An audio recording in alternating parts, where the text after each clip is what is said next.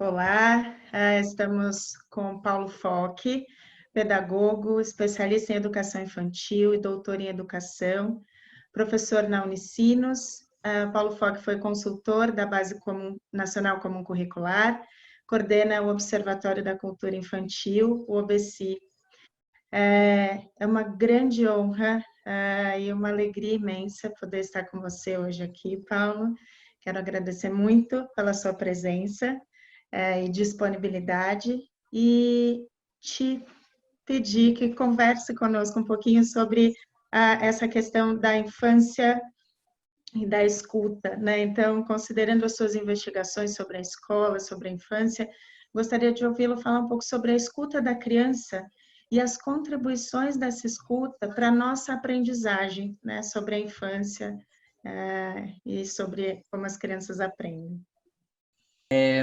Recentemente eu li um livro do Christian Dunker, que é do Christian Dunker e do Cláudio Tebas, na verdade, que é O Palhaço e o Psicanalista.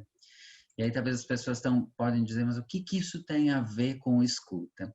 É porque lá está posto um exercício sobre escutar, né? É uma conversa que me parece bastante interessante para a gente partir. E o Christian Dunker vai trazer algumas discussões muito importantes, começando pela ideia de que escutar também é dizer. E aqui eu acho que reside um ponto importante, né? Saber fazer o exercício de escuta, e aqui quando estou falando de escuta é sobre o mundo do outro, e talvez mais especificamente a escuta de um adulto sobre o mundo da criança, também conta, também diz de que maneira nós estamos nos colocando nessa relação, de que maneira nós estamos nos colocando nessa possibilidade de acolher o outro e de estabelecer uma relação com esse outro, que no nosso caso nós estamos falando da criança, né? E nesse exercício de escutar como uma forma de dizer, o Christian Dunker vai dizer que aparecem alguns desafios para a gente, né? Porque escutar talvez é um dos exercícios primeiros contra o narcisismo, né? De sair de si. Porque se eu tentar escutar o outro sem sair de mim, eu não escuto, né? Eu não estabeleço nenhuma conexão, nenhuma relação. Então, dentro desses desafios, ele vai começar falando que o primeiro desafio, ou o primeiro movimento, é renunciar à sua identidade para abrir-se ao outro. E eu acho, embora ele não esteja falando do universo pedagógico, ele é um psicanalista, embora ele não esteja tratando desse lugar, eu acho tão potente essa discussão dele, porque pensar a educação de crianças bem pequenas e bebês, né, de 0 a 6 anos, significa pensar num acolhimento ao mundo, em como que eu apresento o mundo à criança e a criança ao mundo. E esse exercício não se faz num processo de colonização do pensamento da criança e nem do abandono. Se faz num processo de escuta e acolhimento da criança. Fazer esse exercício de acolhimento parte de um pressuposto de abertura ao mundo do outro. E aí por isso que eu gosto desse primeiro movimento, desse primeiro desafio que ele vai dizer, que um primeiro aspecto é a renúncia da nossa própria identidade. Se eu olhar para a criança a partir do meu mundo adulto, a criança vai estar sempre em déficit, a criança vai estar sempre com falta, e eu não vou conseguir perceber quem a criança é. A Carla Rinaldi, num texto belíssimo dela sobre a imagem de criança, ela vai dizer que pelo menos há duas imagens. E que a partir, né, o que o Malaguzzi sempre chamou a atenção, a partir dessa imagem que nós temos de criança, nós contamos, nós dizemos do modo como nós nos relacionamos com elas. Se nós temos uma imagem de uma criança que não é, eu vou dialogar com essa criança, eu vou me relacionar com essa criança a partir da falta. Eu vou me relacionar com essa criança a partir do que ela ainda não alcançou. Ao contrário, se eu tenho uma imagem de uma criança que é, eu me relaciono com essa criança a partir do que ela já é, já faz, já pode. Portanto, isso significa o reconhecimento da identidade do outro que é distinta da minha identidade. Então, esse primeiro movimento, esse primeiro desafio que o Christian Dunker pontua, para mim, me parece muito interessante. O segundo, ele vai falar que é colocar-se no lugar do outro e, a partir disso, começar a falar pelo outro. Ou colocar-se no lugar do outro e abrir-se para aquilo que você ainda não sabe. Fecha aspas, né? Porque aqui eu estou fazendo, parafraseando ele. Eu gosto dessa ideia de pensar, de colocar-se no lugar do outro e abrir-se para aquilo que eu ainda não sei. Porque aí quando eu penso num exercício de escuta, eu estou falando da escuta como um exercício também de atenção. Um exercício também de estar atento ao outro, de estar preocupado com esse outro. Vou recuperar aqui um termo que a minha amiga e colega Bianca falou ontem, de se sentir sentido pelo outro, de se sentir a salvo pelo outro, de se sentir sossegado pelo outro, que pelo menos seriam os 3 aspectos da vinculação entre uma pessoa e outra, entre eu e alguém, né?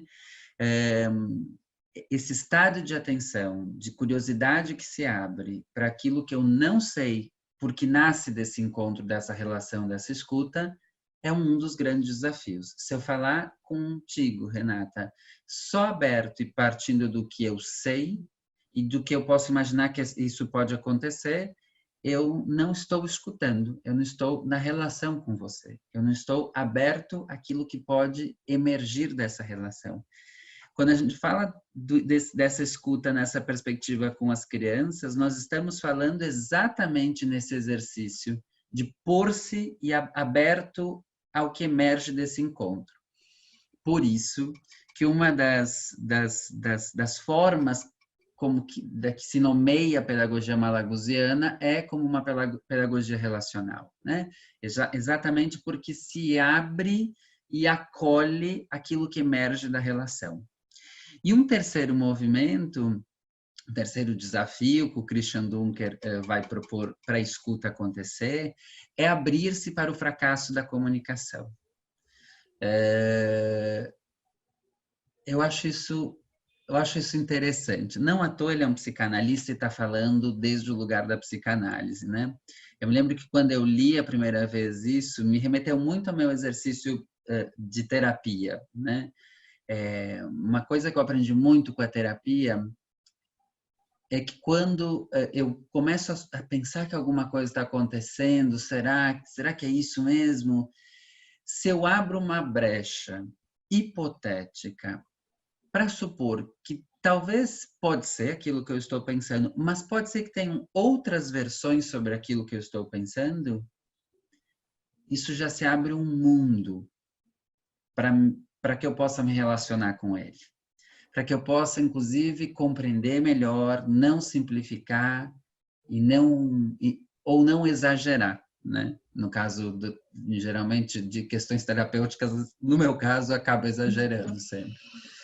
Então, eu acho tão interessante isso quando a gente pensa também na relação com as crianças, porque pressupor esse fracasso de comunicação é supor e suportar a incerteza que existe quando eu encontro alguém, né? E o Christian Dunker vai falar lá pelas tantas, essa é a boa escuta, essa é a boa relação de escuta, né? Esse suportar a incerteza. E o suportar a incerteza, inclusive, estar aberto para uma comunicação que não aconteceu. Não aconteceu, inclusive, porque nós estamos falando do mundo do adulto e do mundo das crianças. A Alison Gopnik vai falar, né? No mundo da tradição e do mundo da inovação. Na tradição, nós que já estamos pertencentes a essa cultura e já estamos bastante convencionados a ela, e as crianças que carregam a novidade, ou, como diria o Malaguzzi, são portadores do inédito. A Hannah Arendt chamaria da natalidade daqueles que chegam, né? Como é que a gente faz esse encontro? Quantos fracassos vão ter nesse encontro, né? Essa abertura ao fracasso da comunicação, essa abertura à possibilidade de que alguma coisa se atrapalhou entre essa minha escuta do mundo da criança, e aí que eu estou querendo dizer assim, não se aligeirar em dizer essa criança é assim, essa criança não sabe fazer isso, essa criança é danada, sabe? É se abrir a possibilidade de que talvez eu não estou conseguindo compreender melhor essa escuta, compreender melhor essa criança, perceber melhor essa relação.